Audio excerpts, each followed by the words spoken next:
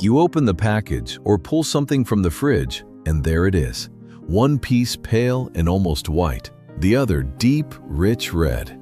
Most people instantly sort them into mental boxes. White meat good, red meat, maybe I should be careful.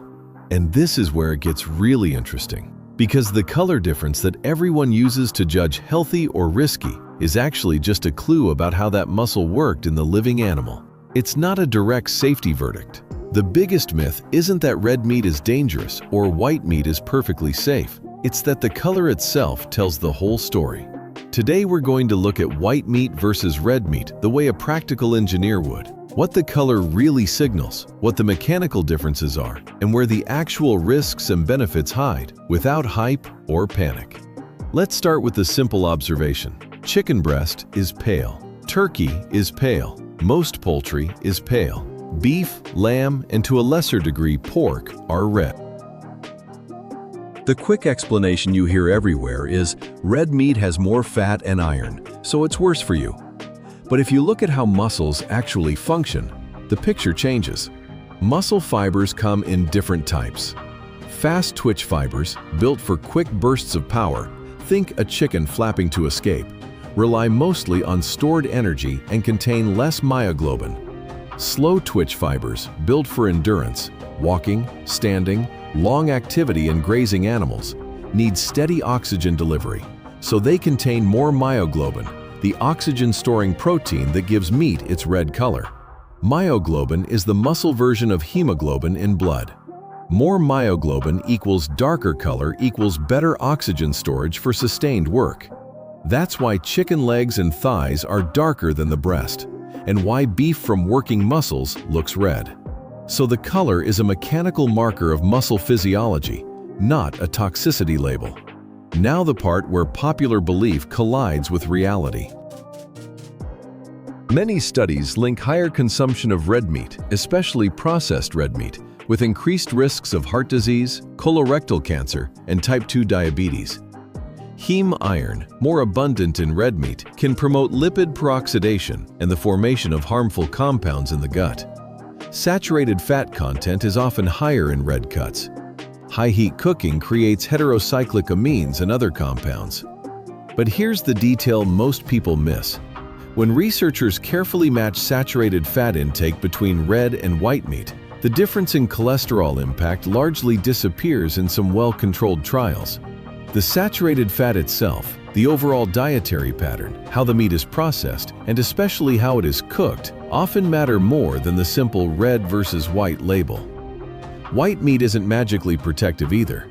Some data show associations with poultry as well in certain contexts, and relying too heavily on any single protein source has its own trade-offs.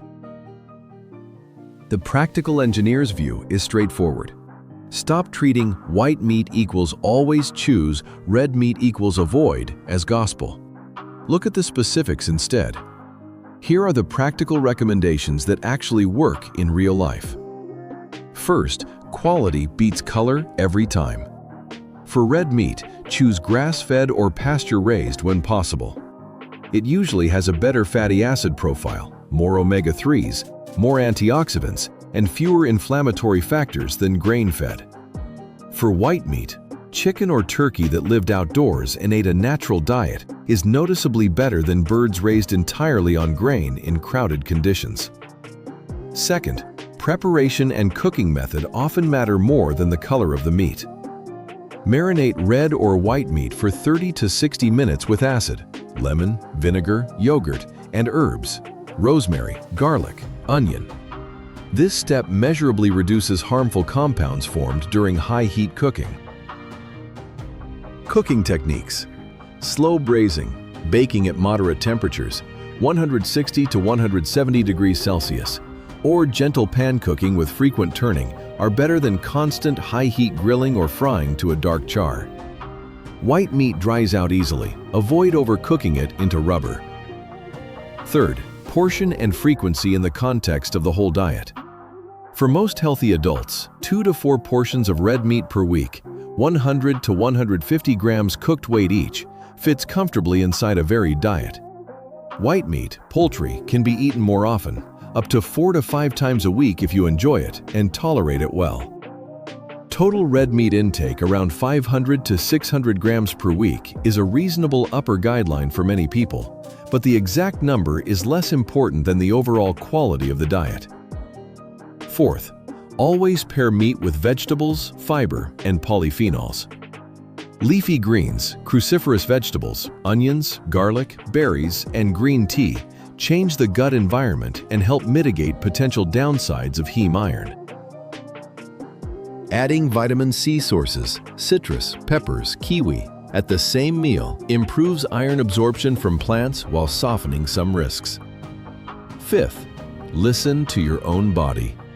If a large serving of red meat leaves you feeling heavy, bloated, or inflamed the next day, reduce the portion or frequency. If white meat feels too light and unsatisfying, add healthy fats or choose darker poultry cuts, thighs, instead of only breast. When does the difference actually matter more? If you have a family history of colorectal cancer, diagnosed iron overload, hemochromatosis, active inflammatory bowel disease, or specific medical advice from your doctor, then lowering red meat intake makes clear sense. In those cases, white meat and plant proteins become more useful tools. For everyone else, a thoughtful mix of both, chosen and prepared well, is usually fine.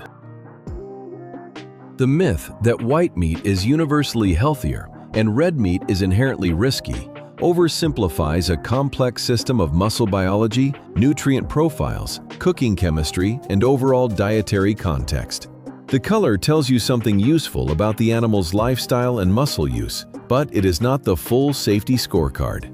Most people read the white meat good, red meat bad sign wrong because they treat it as a simple moral binary instead of a starting clue about mechanics. What do you usually choose and why? Have you changed your approach after looking past the color label? Let me know in the comments. The real-world experiences are often more nuanced than any single headline. And if you want more clear-eyed breakdowns of ordinary things that turn out to have surprising mechanical stories behind the simple labels, you know where to find the next one.